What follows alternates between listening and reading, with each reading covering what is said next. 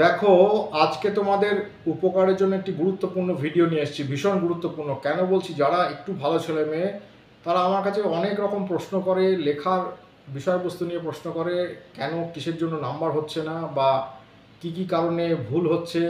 দেখো, এর আগে আমি একটি ভিডিও দিয়েছিলাম, পরীক্ষার সময় এই ভুলগুলি মারাত্মক। আমি কিন্তু সেটি আই বটনে অথবা ডেসক্রিপশন বক্সে সেই ভিডিওটি আমি দিয়ে দেবো। সেই ভিডিওর একটি কন্টিনিউশন হিসেবে আমি তোমাদের এই ভিডিও দিচ্ছি।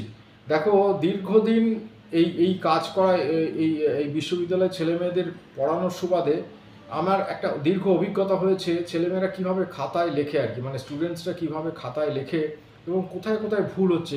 সব ছেলেমেয়ে যে ভুলটা করে তা নয়, হয়তো 10-15% স্টুডেন্টরা কিন্তু এই যে যে কথাগুলো বলছে সেগুলো মেনে চলে, এবং বাকি 80-85% স্টুডেন্টস কিন্তু এই কথাগুলো মানতে পারে না, বা সময় হয় না, বা যে কোনো কারণেই তারা এর থেকে বাইরে থাকে। সেই কারণে এই কথাগুলো না শোনার জন্যই কিন্তু রেজাল্ট তাদের খারাপ হয়ে যায়।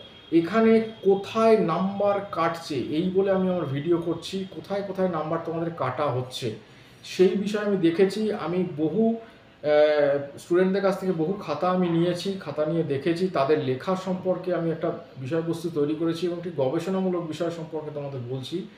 যে কোনো বিশ্ববিদ্যালয়ই হোক বা যেখানেই হোক, ছেলে দাদা ইউজি হোক, পিজি হোক, যাই হোক, কোন কোন জায়গায় কিন্তু নাম্বারগুলো কাটছে, বিশেষত এই ইউনিভার্সিটিতে বটেই।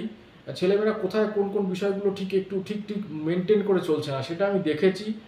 তার থেকে আমি 6টা পয়েন্ট বার করেছি। এর আগে দেখো আমি বলেছি, এর আগে আমি যে ভিডিওটি আমি দিয়ে দিয়েছি, দেখো এর আগে আমি বলেছি যে পরীক্ষার সময় কোন ভুলগুলি মারাত্মক, এই ভুলগুলি মারাত্মক। সেই ভিডিওটা তোমরা দেখতে পারো, ডেসক্রিপশন বক্সে দেওয়া হলো। এখানে আরও আমি 6টা পয়েন্টের কথা বলছি, যে পয়েন্টগুলো কিন্তু মেনে চললে তোমার রেজাল্ট অবশ্যই ভালো হবে, কিন্তু না মানলে রেজাল্ট ভালো হবে না। দেখো, সেগুলো পরপর আমি একটু অ্যানালিসিস করে দিয়েছি। একটা দীর্ঘ অভিজ্ঞতার ফসল এই আজকের এই ইউটিউবের ভিডিও, তোমরা শুনে চলো। যারা ভালো ছেলে মেয়ে তারা তো করেই, কিন্তু যারা অতটা গুরুত্ব দেয় না, মোটামুটি একটা নাম্বার পেলেই হবে, তাদের জন্য কিন্তু এই বিষয়টা আমি বলে দিচ্ছি। তোমরা একটু যদি ডেভেলপ করতে যাও রেজাল্টে, তাহলে কিন্তু এটা খুব দরকার আছে। দেখো, প্রথম 6টা পয়েন্ট বলছি। প্রথম পয়েন্ট হচ্ছে লেখার অসামঞ্জস্যতা। মানে এটার মানে ঠিক, লেখার অসামঞ্জস্যতা মানে হচ্ছে, ধরো বিশ্ববিদ্যালয়ে যে প্রশ্ন চাইছে সেই প্রশ্ন মান অনুযায়ী কিন্তু উত্তর হচ্ছে না। দুটো দিক আছে, একটা হচ্ছে প্রশ্নের মান, লেখা ঠিক নেই, লেখার মধ্যে অনেক ভুলভাল, অনেক বিষয়বস্তুহীন উত্তর বিষয় দেওয়া আছে, এবং আরেকটি বিষয় হচ্ছে যে দিকের প্রশ্ন চাইছে সেই বিষয়ে তোমার প্রশ্নের উত্তর নেই। ধরো একটা প্রশ্ন একটা বিষয় সম্পর্কে তার গুরুত্ব চাইলো, তার বিষয়বস্তু চাইলো, গুরুত্বটা তুমি লিখলে না, ঘটনাটাই তুমি লিখে দিলে। গুরুত্বটা হচ্ছে সেই ঘটনাটা না ঘটলে কি হতো, এটার মানে হচ্ছে মূল গুরুত্ব। গুরুত্ব তুমি না বুঝে অন্য একটা প্রশ্ন পড়ে এসছো, সেইটা তুমি ওখানে লিখে দিলে। মনে মনে ভাবছো তুমি তো অনেকটাই লিখেছো, তাহলে তো তোমার নাম্বার পাওয়া দরকার, কিন্তু আদপে বিশ্ববিদ্যালয় গুরুত্বটা চাইছে, সেই গুরুত্বটাই তুমি এড়িয়ে চলে গেলে। এটা প্রথম লেখার অসামঞ্জস্য আমি দেখেছি। এটা প্রথম প্রবলেম। এটা কিন্তু বহু স্টুডেন্টের ক্ষেত্রে হয়, প্রশ্ন যা চাওয়া হয় তার থেকে বাইরে অ্যান্সার। এটা যদি হয় তাহলে কিন্তু তোমার নাম্বার কাটবে। সেই জন্য আমি বলছি কোথায় নাম্বার কাটছে, এটাও একটা বিষয়বস্তু, কোথায় নাম্বার কাটছে। 2 নম্বর পয়েন্ট, যেটা খুব গুরুত্বপূর্ণ পয়েন্ট, সেটা হচ্ছে ওয়ার্ড লিমিট। তোমরা ধরো দেখেছি টাইম ম্যানেজমেন্ট নিয়ে পড়াশোনা করছো না, যারা যারা হায়ার স্টাডিজ করছো বা অন্যান্য বিশ্ববিদ্যালয়ে, এটা কিন্তু খুব চরমভাবে দেখা হয়। তুমি যদি আমাদের স্টেটের বাইরে চলে যাও, অন্যান্য বিশ্ববিদ্যালয়ে দেখবে এই ওয়ার্ড লিমিটটা কিন্তু খুব মেনটেনেন্স হয়। ওয়ার্ড লিমিট যদি একটু বেশি হয়ে যায় তাহলে কিন্তু নাম্বার কেটে নেওয়া হয়, সেটা পরিষ্কার লেখা থাকে। ধরো 650 ওয়ার্ডের মধ্যে তোমাকে একটা অ্যান্সার লিখতে হবে, তুমি সেখানে 2000 ওয়ার্ডের একটা অ্যান্সার লিখছো। অতএব একটা অ্যান্সারের যদি ওয়ার্ড লিমিটই এক্সেস করে যায়, তখন কিন্তু যিনি পরীক্ষক খাতা দেখেন তার মানে ভালো লাগে না সেই বিষয়টা। কারণ যেটা জানতে চেয়েছি সেইটুকু আনসারই তুমি দাও, তা না করে তুমি সব জিনিসটা লিখে ভাবছো যে আমি সব লিখে দিলাম, নাম্বার পাবো। অতএব ওয়ার্ড লিমিটটা কিন্তু must be maintain here.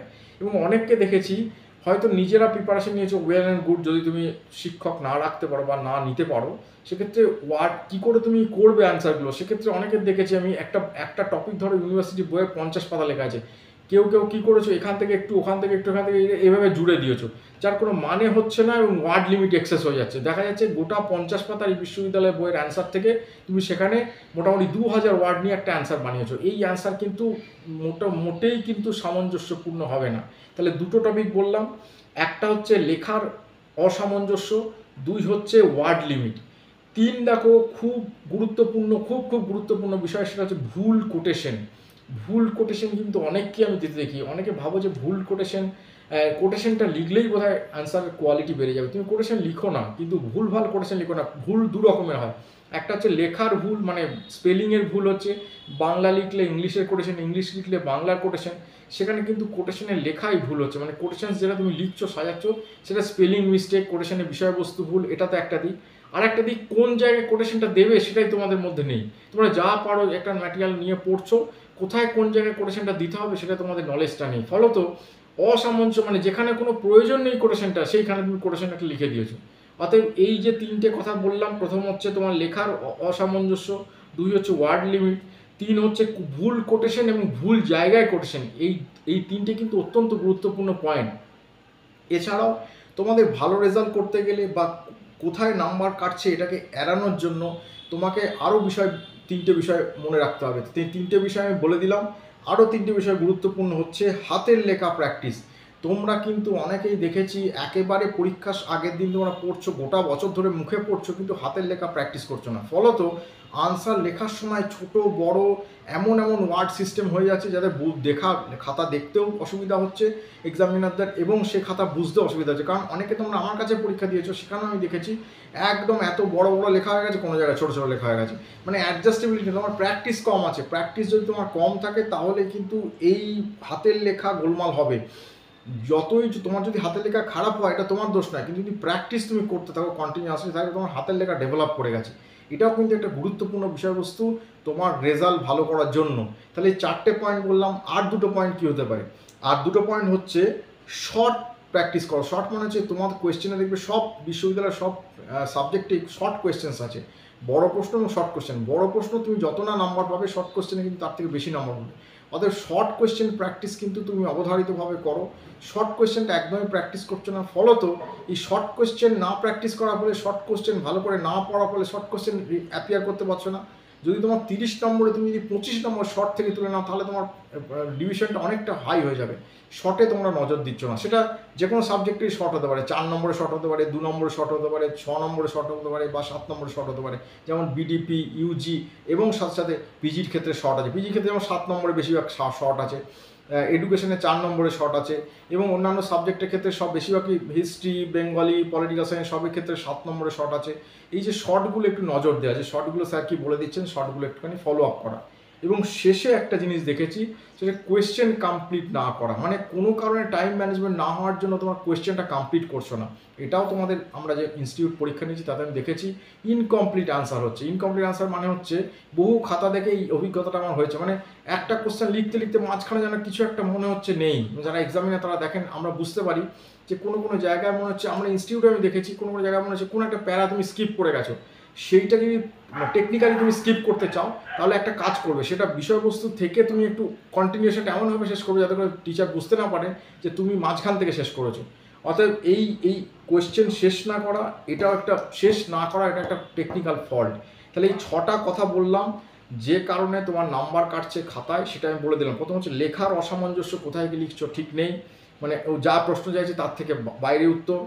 Word limit তুমি মেনটেন করছো না, এটা একটা প্রবলেম। ভুল কোটেশন, ভুল জায়গায় লিখছো, এটা একটা প্রবলেম।